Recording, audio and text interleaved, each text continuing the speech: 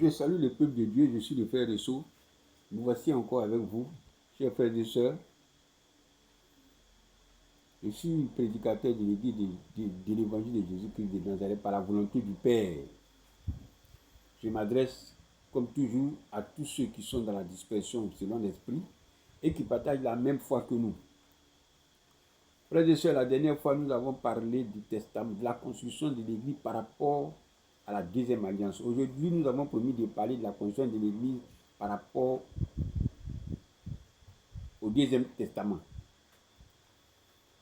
Le deuxième testament dans la construction de l'église de Jésus-Christ est l'équivalent du revêtement mural et autres accessoires nécessaires pour rendre la vie agréable dans la construction.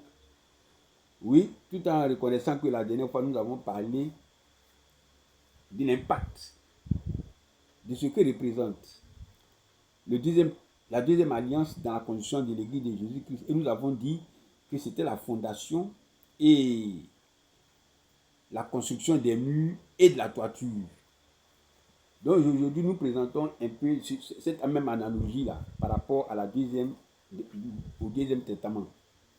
Donc le deuxième testament dans la construction de l'église de Jésus-Christ est l'équivalent du revêtement mural et autres accessoires nécessaires pour rendre la vie agréable dans la construction. Par conséquent, tous les éléments qui composent le testament sont les équivalents du revêtement mural et des autres accessoires nécessaires pour rendre la vie agréable dans la construction, c'est-à-dire l'église de Jésus-Christ. Parlons maintenant du testament. À travers le testament qui est le document par lequel le testateur transmet son héritage à ses héritiers, Jésus-Christ qui est le testateur fait l'état de son héritage et de ses héritiers. Le testament de la construction de Jésus-Christ de Nazareth va représenter tous les travaux accessoires après la fondation, la montée des murs et la toiture. Jésus-Christ lui-même, le testateur, est le maître d'œuvre en son corps et en son esprit. Jésus-Christ est l'héritage en son corps et en son esprit. Jésus-Christ est l'héritier et les héritiers en son corps et en son esprit. Donc nous comprenons que le corps et l'esprit de Jésus-Christ, c'est-à-dire l'Église en vérité et l'Église en esprit, qui est le Saint-Esprit, qui sont le corps de Jésus-Christ, sont véritablement la pierre angulaire de laquelle tout part et à laquelle tout revient. Parlons maintenant du testateur. Jésus-Christ est le testateur. Christ en son corps et en son esprit est le testateur, en esprit et en vérité, qui laisse son héritage, qui est son corps et son esprit, à ses héritiers qui sont en son corps et en son esprit. Le corps de Christ, en tant que testateur, c'est son Église en vérité, qui est composée de ses membres, c'est-à-dire les chrétiens qui sont ses disciples. Le Saint-Esprit, c'est-à-dire son esprit, qui est le Saint-Esprit de Jésus-Christ, c'est l'Église en esprit. L'autre côté, c'était l'Église en vérité. Là, c'est l'Église en esprit, en lequel il y a les dons de l'Esprit, que l'Esprit distribue à chacun comme il veut. Donc, l'Église en esprit, c'est le Saint-Esprit, en lequel il y a les dons de l'Esprit.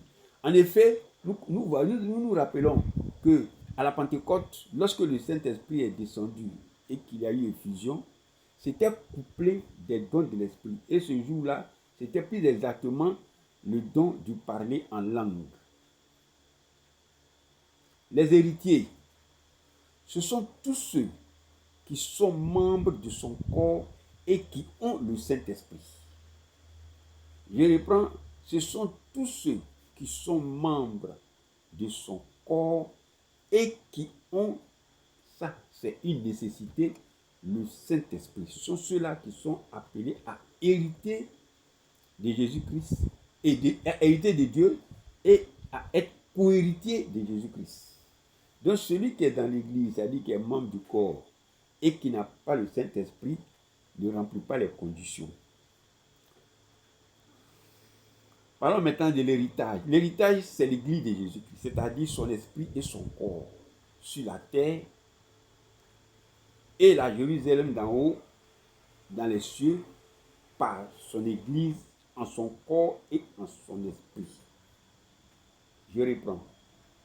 L'héritage, c'est l'église de Jésus-Christ, c'est-à-dire son esprit et son corps sur la terre. Et dans les cieux, c'est la Jérusalem d'en haut, la nouvelle Jérusalem, par son église, en son esprit et encore en son corps. Pour dire quoi? Pour dire quoi? Celui qui est dans l'église, il est nécessaire qu'il ait le Saint-Esprit afin qu'il soit éligible à la Jérusalem nouvelle d'en haut. Mais celui qui est dans son corps, mais qui n'a pas le Saint-Esprit, ne peut pas hériter de la Jérusalem d'en haut. Sur terre, celui qui est en son corps, c'est-à-dire dans l'église, mais qui n'a pas le Saint-Esprit, ne peut pas avoir les dons de l'Esprit. Par conséquent, il ne pourra pas manifester l'œuvre pour laquelle il a été appelé. Nous devons donc comprendre par cela qu'il est nécessaire, qu'étant dans l'Église, d'avoir le Saint-Esprit, afin d'être éligible à l'héritage sur terre et à l'héritage dans les cieux. Et enfin, la mort du testateur, c'est encore en son corps et en son esprit.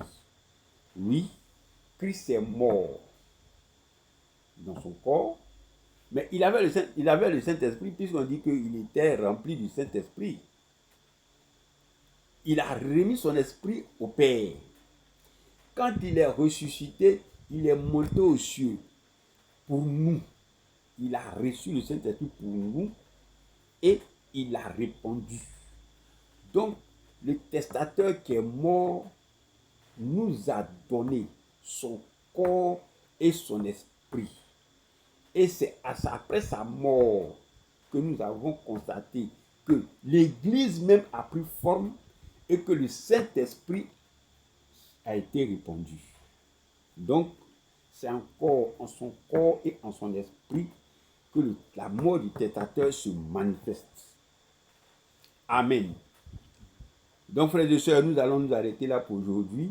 Et comme nous l'avons fait pour la conscience de l'Église par rapport à la deuxième alliance, nous allons revenir en détail pendant la prochaine séance sur tous ces éléments-là, afin que nous comprenions exactement l'impact de la deuxième alliance dans la construction de l'Église de Jésus-Christ.